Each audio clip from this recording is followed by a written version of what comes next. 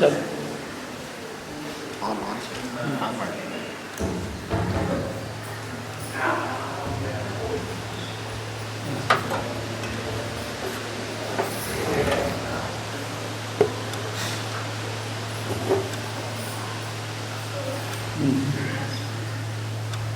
జరుపుకున్నారు మీరే, సంతోషం.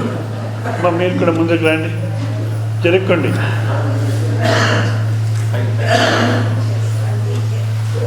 జరుపుకోండమ్మా, వెనక చూస్తున్నారు, కివి నొక్కిండాలి. ముందుకు రండి.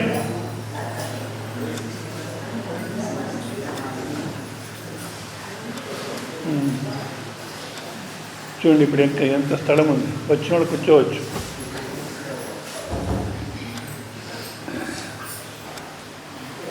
వినే ఉత్సాహం ఉండాలి, దాహం ఉండాలి. ఏ విధంగా నేను చెప్పాను కదా, మనవరాలు పెళ్ళికపోతే ఎంత ఉత్సాహం ఉంటుందో, టీవీ చూసిన ఎంత ఉత్సాహం ఉంటుందో, లేదా ఆపరేషన్ థియేటర్కి పోయినారు, అక్కడ వార్డ్ బాయ్ ఏం చెప్పినా వింటారు, డాక్టర్ ఏం చెప్పినా వింటారు, ఎంత జాగ్రత్తగా ఉంటారు. అట్లా ఉండాలి ఇక్కడ కూడా. ఓం నమో నారాయణాయ.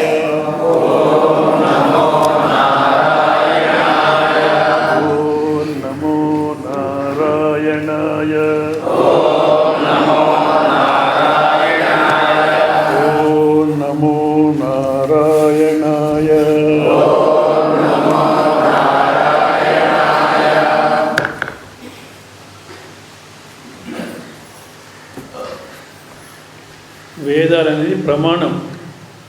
ప్రమాణం అంటే ప్రమాకరణం, ప్రమాణం. ఏదైతే వస్తు జ్ఞానాన్ని మనకు అందిస్తుందో అది ప్రమాణం. శబ్దము, స్పర్శము, రూపము, రసము, గంధము అనేటువంటి విషయాల్ని పంచ జ్ఞానేంద్రియాలతో తెలుసుకుంటాం. మళ్ళీ మనస్సు బుద్ధి తెలుసుకుంటాం. మరి ఉండేది ఉండేది శబ్ద, స్పర్శ, రూప, రస, గంధ, ఇంతే ఉండేది. దీన్ని 5 ఇంద్రియాలతో తెలుసుకుంటాం. ఇంకా వేదం ఎక్కడ ప్రమాణము అంటే అతీంద్రియ విషయాలు. ఏదైతే ఇంద్రియ మనస్సు బుద్ధితో తెలుసుకోలేమో, ప్రత్యక్షంతో తెలుసుకోలేమో, ప్రత్యక్షంతో ఏదైతే తెలుసుకుంటూ దాన్ని అనుమానంతో ఊహ చేయొచ్చు మనం. ఏది ప్రత్యక్ష అనుమానాలతో బోధపడదు అటువంటి విషయాన్ని తెలియచేసేది వేదము. దాంట్లో ఆత్మస్వరూపం అనేది మనకు ప్రత్యక్షంగా కనబడదు. అందుకే ఉందని కొంతమంది, లేదని కొంతమంది, ఇట్లా వివాదం ఎందుకుందంటే అది ప్రత్యక్షంగా కనబడదు కనుక మనకు అట్లా భిన్న అభిప్రాయాలు వస్తున్నాయి. సో ఆత్మ ఉంది అనే దాన్ని మనము వేదాలతోనే మనకు తెలియచేసి, దేహాంతర సంబంధి అంటే ఈ శరీరం వదిలేసి మరొక శరీరానికి పోయే సమయంలో అక్కడి నుంచి ఆ చేసిన కర్మల్ని మూట కట్టుకొని పోతుంది. మళ్ళీ ఆ కర్మ ప్రకారం జన్మలు వస్తూ ఉంటుంది. పాపం అధికంగా చేసింటే హీన జన్మం, పశుపక్షి క్రిమి కీటాది స్థావరాంత జన్మం, లేదా పుణ్యం అధికంగా చేసింటే దేవతాది జన్మం, పాప పుణ్య సమంగా ఉంటే మనిషి జన్మం. ఇది మనం చూస్తున్నాం. ఎవరికైతే శాస్త్ర ప్రమాణంతో దేహాంతర సంబంధి ఆత్మ ఒకటి ఉంది అనేది అర్థమవుతుందో, మళ్ళీ ఇష్టానిష్ట ప్రాప్తి పరిహారాని కోసం కోరికలు వస్తుంటాయో దానికి అలౌకిక ఉపాయాన్ని చెప్తుంది వేదము. కానీ కర్మాల గురించి చెప్తుంది, కానీ కర్మకాండము మనకున్న అజ్ఞానాన్ని తీసేయదు. అజ్ఞానం దాంతో తీసేసడానికి సాధ్యం కాదు. అక్కడే ಸ್ವಾಮೀಜಿ ಫುಟ್ ನೋಟ್ ರಾಸ್ತಾರು, ಹಾಗೆ ಕಳೆದು ಹಾಕೋದಕ್ಕಾಗಿ ಉಪನಿಷತ್ ಬಂದಿರುತ್ತದೆ. అంటే అజ్ఞానాన్ని తీసేదానికోసమే ఉపనిషత్తు. కోరికల కోసం మీరేమన్నా ప్రయత్నం చేయాలంటే ఉపనిషత్తుకి రాకూడదు, ఉపనిషత్తు పోకూడదు. కోరికలు ఉంటాయి, ಕರ್ಮಕಾಂಡಗಳನ್ನು ఉండాలి. ಹಾಗೆ ಕಳೆದು ಹಾಕೋದಕ್ಕಾಗಿ ಉಪನಿಷತ್ತು ಬಂದಿರುತ್ತದೆ. ಇದೇ ಕರ್ಮಕಾಂಡಕ್ಕೆ ಉಪನಿಷತ್ತುಗಳ ಸಂಬಂಧವು. అజ్ఞానం తీసేది ఉపనిషత్, వేదాంత వేదాల యొక్క చివరి భాగం. అది అజ్ఞానం తీసేస్తుంది. కర్మకాండంలో అజ్ఞానం పోదు. అయితే ఇంకా కర్మాలు వ్యర్థమా? కర్మాలే చేసుకుంటూ, బాగా వినండి, అర్థం చేసుకోండి. ఓకే, కర్మాలే చేసుకుంటూ ఉన్న మోక్షం రాదు, కర్మాలు మానుకున్న మోక్షం రాదు. సోమారితనంతో ఏ విధమైనటువంటి శాస్త్ర నమ్మకం లేదు, ప్రమాణ నమ్మకం లేదు, ఏం లేదు, కర్మాలంతా వ్యర్థము అని ఊరికే అట్లా అనుకున్న మోక్షం రాదు. కర్మాలే చేసుకుంటూ ఉంటామంటే మోక్షం రాదు. మరి ఉపాసన కానీ కర్మలు కానీ ఆత్మసంస్థ అంతఃకరణ శుద్ధి అర్థం. మనం అనుష్ఠానం చేస్తే అంతఃకరణ శుద్ధి అంటే ఏమి? కామ, క్రోధ, లోభ, మోహ, మద, మాత్సర్య, దీంతోనే జీవనం చేసి రాగద్వేషాల్లోనే జీవనం చేస్తున్నాం. ఏ కామ, క్రోధ, లోభ, మోహ, మద, మాత్సర్య, రాగద్వేషాలు లేకుండా పరమాత్మ నువ్వే కావాలి అనేటువంటి దాహం వస్తే అది అటువంటి అంతఃకరణతో మనం అర్థం చేసుకో. దానికి కర్మ, ఉపాసన, సాధన అని చెప్తూ ఈ ప్రపంచాన్ని చూస్తే అందు ఒకే విధంగా లేదు, వైవిధ్యత ఉంది. ఎందుకంటే వాళ్ళ కర్మ ప్రకారం సృష్టి అయింది అన్నప్పుడు వ్యాకృత ప్రపంచం, అవ్యాకృత ప్రపంచం అంటే బీజావస్థ. ఈ యొక్క వైవిధ్యత చూసి బీజావస్థను కల్పన చేస్తారు, తర్వాత సృష్టినే లేదనేది. సో ఆ వ్యాకృత అవ్యాకృత రెండూను సంసారమే. ఈ ప్రపంచంలో ఆది దైవిక, ఆది భౌతిక, ఆధ్యాత్మిక ప్రపంచం అనేది ఏముందో ఎటువంటి స్థానానికి పోయినా బ్రహ్మలోక పర్యంతం, బ్రహ్మలోకానికి పోయి చేరుకున్న అది సంసారం. అంటే వైరాగ్యం ఇప్పుడు ఎట్టుండాలి? బ్రహ్మలోకం ఇస్తానన్నా స్వామీజీ ఎవరన్నా అంటే కదా, తర్వాత ఎవరు అనలే పెట్టలే. నిజంగా బ్రహ్మలోకం వద్దు, బ్యాంకులో పనిచేస్తున్నాడు, జీతం వస్తూ ఉండింది, వైరాగ్యం అని బ్యాంక్ ఉద్యోగం వదిలేశాడు అన్నా. బ్యాంక్ ఉద్యోగం వదిలేసి ఇటువంటి వైరాగ్యాలే. మళ్ళీ సన్యాసం కూడా తీసుకున్నాడు, బ్యాంక్ ఉద్యోగం వదిలేసి సన్యాసం తీసుకున్నాడు. ఇప్పుడు అదేదో పీఠాధిపతికి కొట్లాడుతున్నాడు. ఈ అధికారం వద్దన్నావు, ఈ డబ్బు వద్దన్నందుకు వ్యర్థమన్నావు, ఇప్పుడు ఆ అధికారానికి ఎందుకు నువ్వు ప్రయత్నం? అంటే ఇది మానుకుంటే ఇంకా ఉన్నతమైన దొరుకుతుంది, ఇంకా ఉన్నతమైన దానికి దీన్ని తీసేస్తున్నాం, అంతేగాని ఏది పొందినా వ్యర్థము అనేది నిశ్చయమైందా? అది నిశ్చయమైతే వైరాగ్యం. నాకు నిశ్చయం అయింది అని కూడా చెప్పొచ్చు. నాకు నిశ్చయం అయ్యింది, వైరాగ్యాన్ని గురించి టెస్ట్ పెడితే 100కి 100 మార్క్స్ రావచ్చు. ఏదో ఒక సభలో అనౌన్స్ చేశారు, ఫలానా వాళ్ళు వైరాగ్యం గురించి ఇప్పుడు మాట్లాడతారు, వాళ్ళకు ఎన్నిసార్లు చెప్పాలి, సెల్ ఫోన్స్ ఆఫ్ చేయండి, ఫోన్ ఆఫ్ చేసేయండి, మళ్ళీ చెబితే మీరు బాధపడతారు, నేను ఊరుకుంటాను, అర్థమైంది లేని ఏదో ఒకటి బ్రోక్తూనే ఉంటుంది. బ్యాగ్లో పెట్టేసి వచ్చేసింది. కానీ అనౌన్స్ చేశారు ఏమని, ఇప్పుడు ఫలానా వాళ్ళు వైరాగ్యాన్ని గురించి మాట్లాడతారు,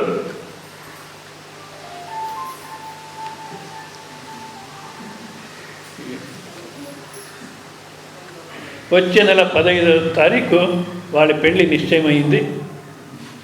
అర్థమైందా మీకు?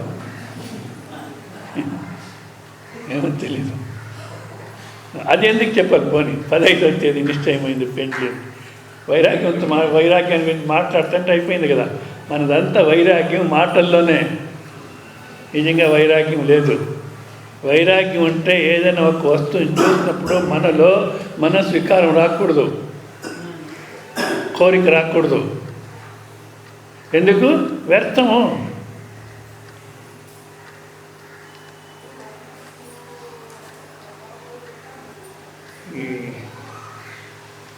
బిజాపూర్ డిస్టిక్లో అథని అనేటువంటి ఒక ప్లేస్.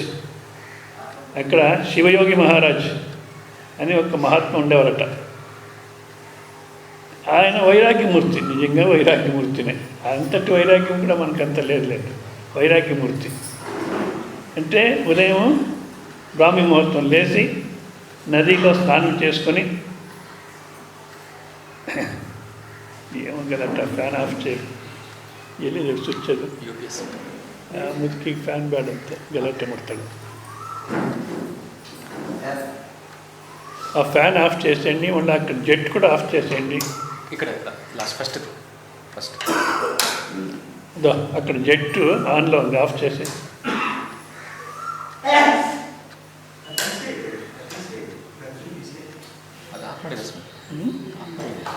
ಅಲ್ಲ ಈಗ ಆಫ್ ಆಗಿದೆ, ಅವಲ್ಲಿಂದ ಒಲಿತలేదు. సరే, ఉదయం స్నానం చేసుకుని నదిలో శివ పూజ కోసము ఆ తుమ్మె పువ్వు తీసుకోవాలంటే పూజకి ఎంత కావాలో అన్ని పువ్వు లెక్కపెట్టి తీసుకున్నాడట, అధికంగా తీసుకున్నాడు కాదు. మళ్ళీ బిల్వపత్ర, శివ పూజకు బిల్వపత్ర కావాలంటే ఒక టవలు పిండి ఆరేసి చెట్టు కింద, ఆ టవల్లో ఎన్ని బిల్వపత్రలు పడింటాయో గాలికి అవి మాత్రమే తీసుకుని, చెట్టు నుంచి బిల్వపత్ర పీకేవాడు కాదు, తీసేవాడు కాదని. అది తీసుకొని శివ పూజ చేసి మధ్యాహ్నం ఒక్కసారి భిక్షమెత్తుకొని తినేస్తే మళ్ళీ ఇంకేం వ్యవహారం లేదు, ఆత్మచింతన చేసుకుని ఉండేవాడు. ఇటువంటి వైరాగ్యమూర్తికి నది నుంచి స్నానం చేసుకుని వస్తామంటే ఒక బంగారు ఉంగరం కనబడింది ఆ మట్టిలో, నిలబడుకున్నాడు. అది బంగారం నిలబెడుతుంది. ఇప్పుడు దేనికి శక్తి ఉంది? నీ వైరాగ్యానికి శక్తి ఉందా, బంగారానికి శక్తి ఉందా? అటువంటి వైరాగ్యం అంటే నిజంగా ఆయన తీసేది ఆయనే చెప్పుకున్నాడు.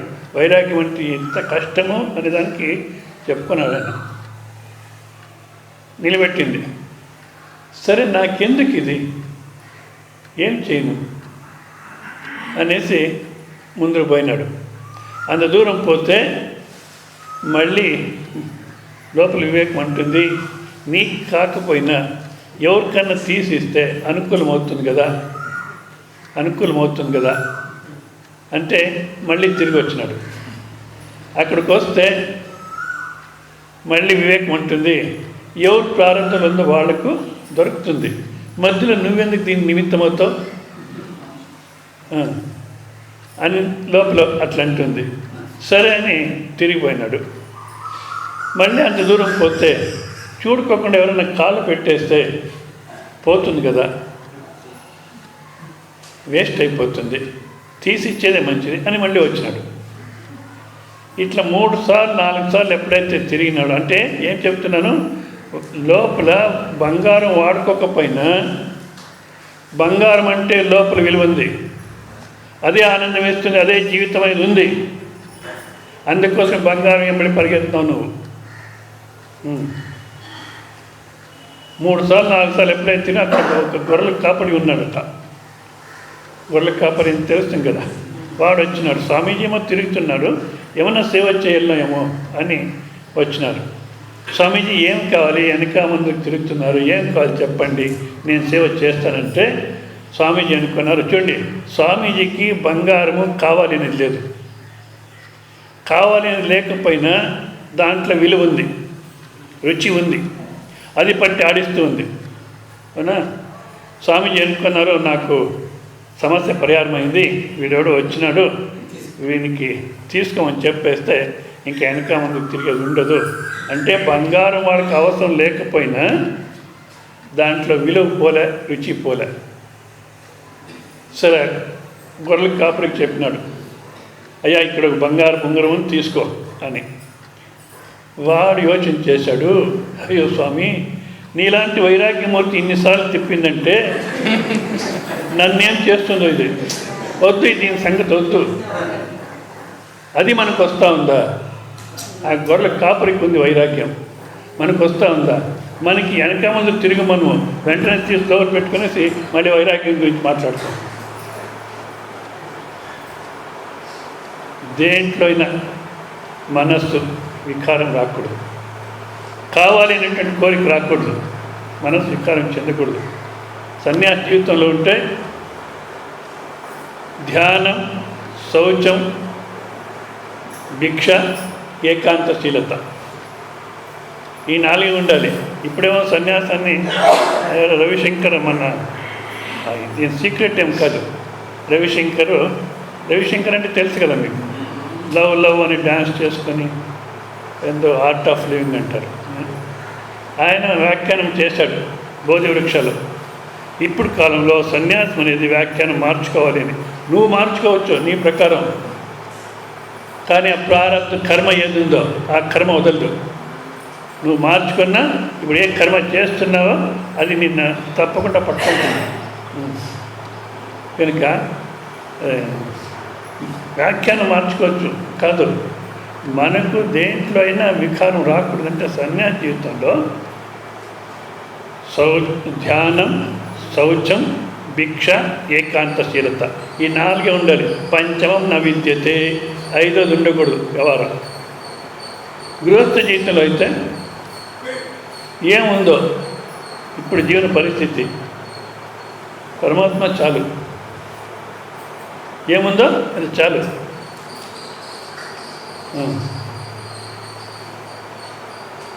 ఇట్లా ఉంటే ఏ కోరిక లేకుండా పోతే బ్రహ్మ పదవిను వల్లే, విష్ణు పదవిను వల్లే, మత్తావ పదవిను వల్లే అల్లమ ప్రభు అంటారు శైవ సంప్రదాయంలో. ఏది ఇచ్చినా వద్దు, పరమాత్మ నువ్వే కావాలి అనేటువంటిది ఉంటే అటువంటి వైరాగ్యమూర్తికే ఉపనిషత్తు. దాన్ని శంకరాచార్యులు అంటారు అవిద్య అంటే ఉదయం చూస్తున్నాం మనం, వ్యాకృత అవ్యాకృత. ఇది స ఏష బీజాంకురవత్. బీజాంకురవత్ అంటే ఇప్పుడు చెట్టు అలా విత్తనం నుంచి అంకురం వస్తుంది, మొలక వస్తుంది, మళ్ళీ చెట్టు అవుతుంది. ఆ విత్తనం ఎక్కడి నుంచి వచ్చింది? చెట్టు నుంచి. విత్తనం నుంచి చెట్టు వస్తుంది, చెట్టు నుంచి విత్తనం వస్తుంది అంటున్నాం. ఫస్ట్ ఏది ఉంది?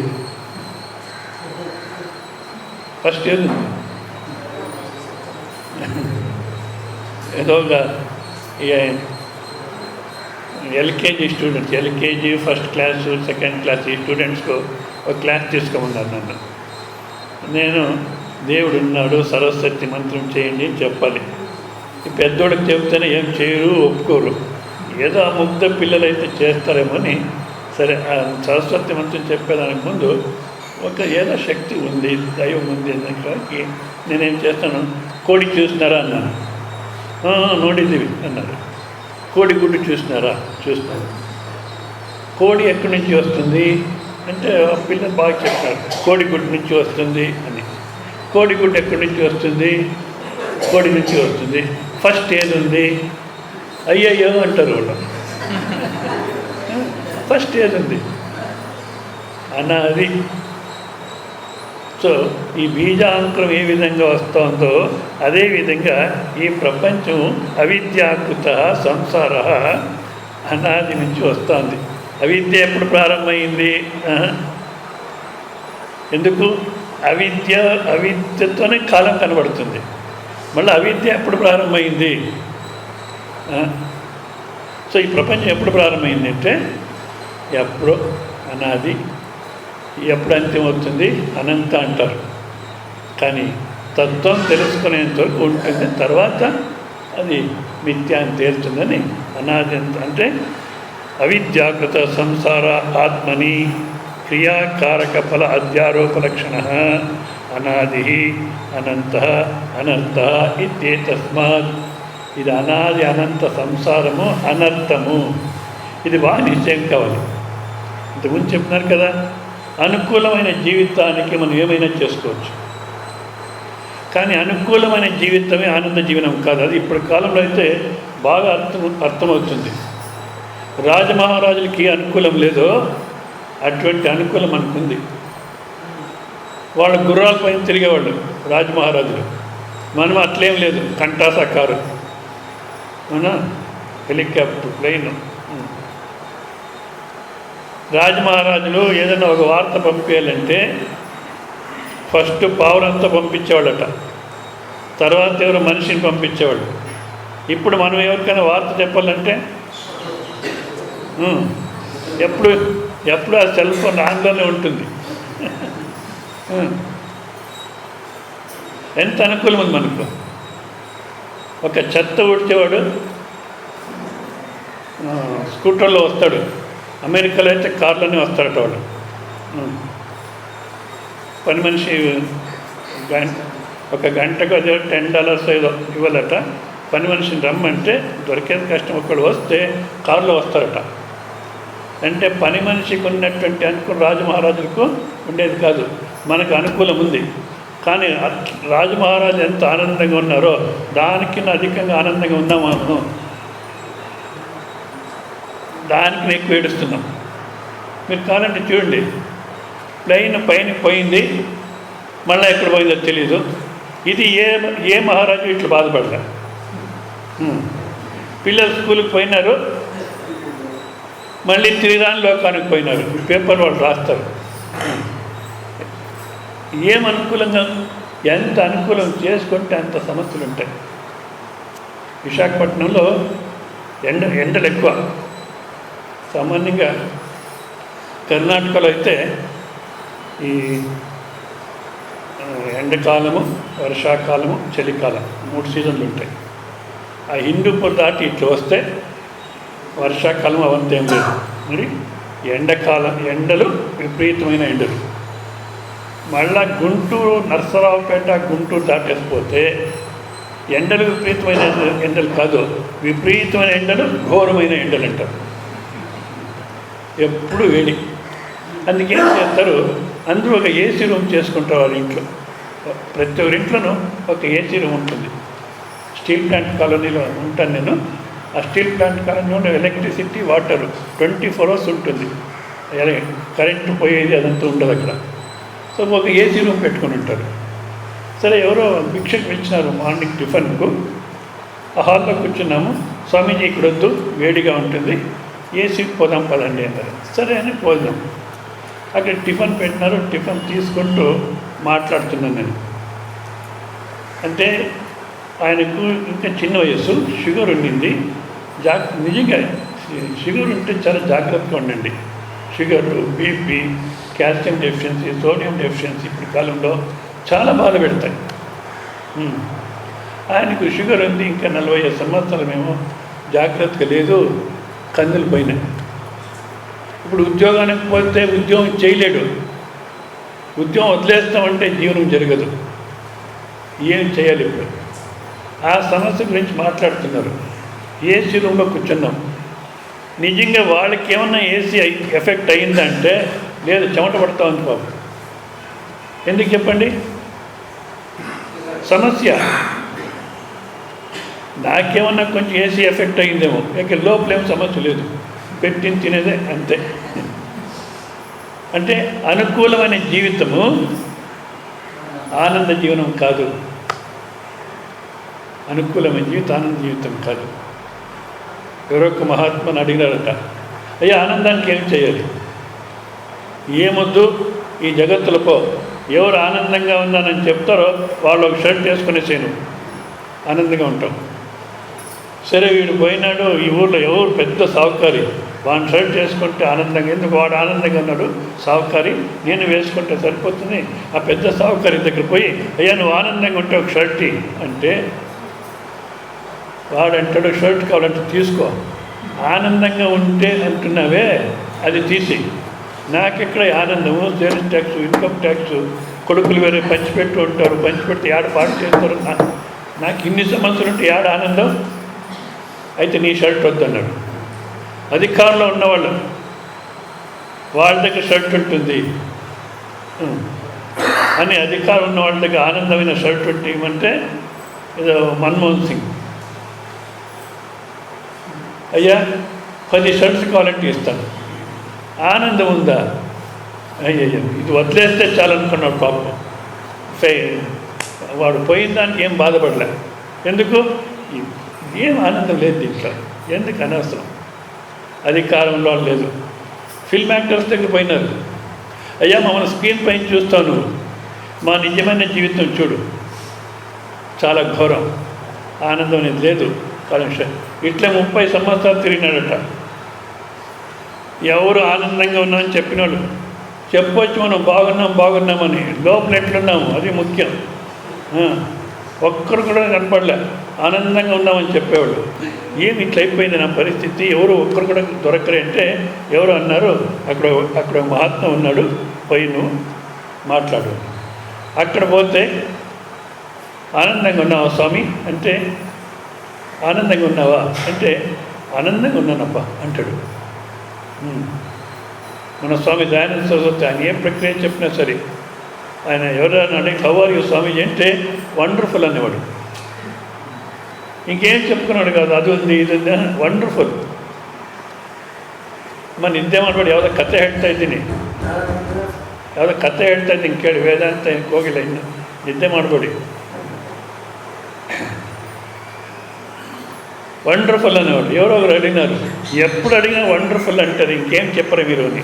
ఇంకేమైనా చెప్పాలంటే వండర్ఫుల్ అని చెప్పాలి కానీ, అందుకని నా జీవితం అంత ఆనందంగా ఉంది, నిజంగా ఆనందంగా ఉంది అని చెప్పాలంటే కష్టం, అందరికీ సాధ్యం కా. ఆనందం నిలబడిన వాడే చెప్పగలడు. ఆనందంగా ఉందన్నాడు ఆ స్వామి. ఈయన అనుకున్న నా సమస్య పరిహారమైంది అని. అయితే నీది ఒక షర్ట్ ఇచ్చేసాయి, నేను ఆనందంగా ఉండిపోతాను. ఒక్కసారి నన్ను చూడు, నా శరీరం పైన ఏదైనా వస్త్రం ఉందో చూడు. చూస్తే నగ్నంగా పండుకున్నాడు మహానుభావుడు, కౌపీనం కూడా లేదు, ముఖం పైన కర్చీఫ్ పెట్టుకున్నాడు, పండుకున్నాడు. చూస్తే షర్ట్ లేదు. ఇప్పుడు సమస్య వచ్చింది ఈయనకు. ఏమని? ఎవరి దగ్గర అయితే షర్ట్ ఉందో వాళ్ళ దగ్గర ఆనందం లేదు, ఎవరి దగ్గర అయితే ఆనందం ఉందో వాళ్ళ దగ్గర షర్ట్ లేదు.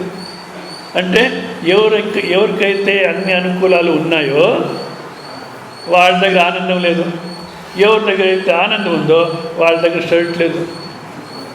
భౌతిక సంపదకు ఆనందానికి ఏమాత్రం సంబంధం లేదు, భౌతిక సంపదకు ఆనందానికి ఏమాత్రం సంబంధం లేదు.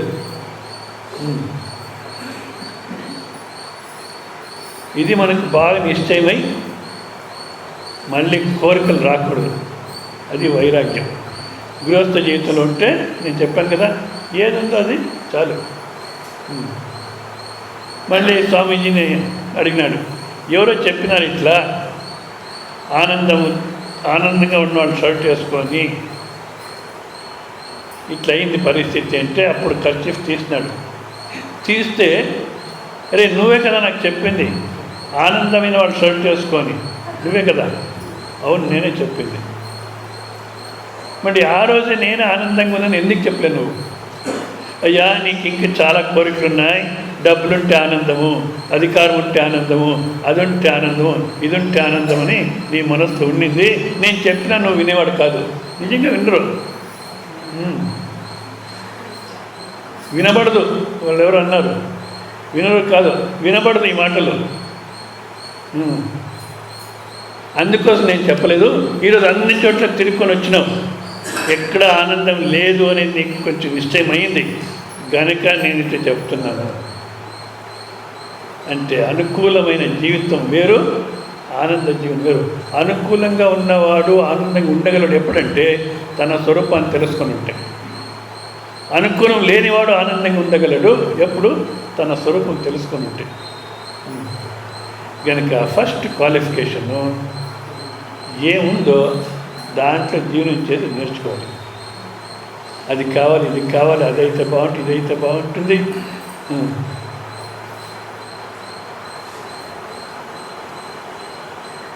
భూతకాలం మర్చిపోయి భవిష్యత్తు మర్చిపోండి. అంటే భూతకాలం అంటే అట్లా జరిగింది, ఇట్లా జరిగింది, అట్లా జరిగితే బాగుంటుంది, ఇదే మరొకసారి అట్లా జరిగితే బాగుంటుంది, మళ్ళీ అట్లా జరిగిపోతుంది ఏమో. భూతకాలం గురించి యోచించకండి, డెడ్ అండ్ గాన్, పోయింది అది. భవిష్యత్తు, అయ్యో ఏమైపోతుందో, వీడు 10th ఫెయిల్ అయిపోతాడేమో, వీడు కొడుకు 10థ్లోనే ఫెయిల్ అయిపోతాడేమో, నెక్స్ట్ ఏం గతి ఉంది. ఇప్పుడు భవిష్యత్తు గురించి మనం అట్లా యోచన చేస్తున్నాం. రాజకీయం కాదు, సరైనటువంటి అర్థమయ్యేదానికి మంచి దృష్టాంతం. ఇప్పుడు మోదీ కారు తుడిచే దాంట్లో ప్రారంభం చేసే జీవితం. ఎవరితో ఓనర్, వేరే ఓనరు ఈయన పోయి అక్కడ కారు తుడిచేవాడట. ఎంత బాగా తుడిచేవాడంటే అదే మీ డ్రైవింగ్ నేర్పిస్తే బాగుంటుంది అనుకున్నాడట ఓనరు. ఆ ఓనర్ కూడా మన ప్రమాణ స్వీకారంలో వచ్చి కూర్చున్నాడు. ఈయన పిలిపించుకున్నాడు, కూర్చోబెట్టుకున్నాడు. అవునా? మళ్ళీ ఆయన దగ్గర ఓనర్, కారు ఓనర్ కాదు, టీ షాప్ ఓనర్ ఆయన వచ్చినాడు. ఎవరితో టీ కొట్లో అయినా టీ అమ్ముకుంటున్నాడు ఇప్పుడు, అను కదా. అదేవిధంగా వీడు 10థ్లోనే ఫెయిల్ అయిపోతున్నాడు. ఫెయిల్ అయినా వీడు నెక్స్ట్ ప్రెసిడెంటే కావచ్చు. ఈరోజే ఎట్లా కనుక ఆ భవిష్యత్తుని యోచన చేసేది వదిలేసి, భూతకాలం వదిలేసి, వర్తమానంలో ఏముందో దాంట్లోనే తృప్తిగా ఉండేదానికి ప్రయత్నం చేయాలి. సాపేక్షమైన తృప్తి ఉంటే అప్పుడు ఉపనిషత్తత్వం లోపల పోతుంది అంటున్నారు. ఇక్కడ సమయం అయింది, ఇక్కడికి స్టాప్ చేస్తాం. ఓం పూర్ణమద పూర్ణమిదం పూర్ణముదచ్యతే పూర్ణస్య పూర్ణమాదాయ పూర్ణమేవావశిష్యతే. ఓం శాంతి శాంతి శాంతి. హరి ఓం శ్రీ గురుభ్యో నమః. హరి ఓం. నెక్స్ట్ ఆర్తి ఉంటుంది. ఆర్తికి నిలబడుకోండి మంచిదే, కానీ గలాట్ చేయకండి. వెంటనే మాటలు ప్రారంభం చేసేస్తారు. అది ఆర్తి అయిన తర్వాత ప్రసాద వినియోగం ఉంటుంది. మౌనంగా ఆర్తి చూసుకుంటూ ప్రసాదం తీసుకొని మళ్ళీ ఒక గంట రెస్ట్ తీసుకోవచ్చు. హరి ఓం కొంచెం ఉండండి. ఆ తర్వాత మహాప్రసాదం తీసుకోండి. మళ్ళీ రెస్ట్ తీసుకొని 3:30కు భాగవత శ్రవణం ఉంటుంది. 3:30 నుంచి 4:30 వరకు. అయిన తర్వాత మళ్ళా గంట పైన విశ్రాంతి ఉంటుంది. మీకు వాకింగ్ చేసుకొని రండి. మళ్ళీ 6 నుంచి 7:30 వరకు మళ్ళీ ప్రవచనాలు ఉంటాయి. చాలామంది ఈరోజు సాయంత్రం పోతాము అని చెప్తున్నారు. నిజంగా ఏం బాధ ఉందో ఇక్కడ తెలీదు, కానీ మనకి ఆ బాధనే బాగుంటుంది. అది వదిలేసి వచ్చినామంటే ఏదో పోగొట్టుకున్నామన్నట్టు. నిజంగా నేను అనుకుంటాను, సంవత్సరం కూడా నువ్వు ఇట్లే చేస్తే శ్రవణం కూడా నేను చెప్పేది కూడా వద్దు, సమయాన్ని సరిగా పెట్టేసి ఉండండి స్వామి అంటే ఉండిపోతాను హాయిగా. స్వామీజీ మీరేమో ఉంటారో మాకు, అది నేను చెప్పేది. 4 రోజులు మనం అక్కడి నుంచి విడి తీసుకొని రాలేమంటే ఇంకా సంపూర్ణంగా సంసారం వద్దు, భగవాన్ బుద్ధుని మాది లేచిపోయేది ఇక్కడే ఉందా? ఏమన్నా ప్రయత్నం చేసి రాత్రి వరకు ఉండండి. తర్వాత మీరు ఉంటామన్నా ఉంచుకునేవాళ్ళు లేరు. హరి ఓం నారాయణ.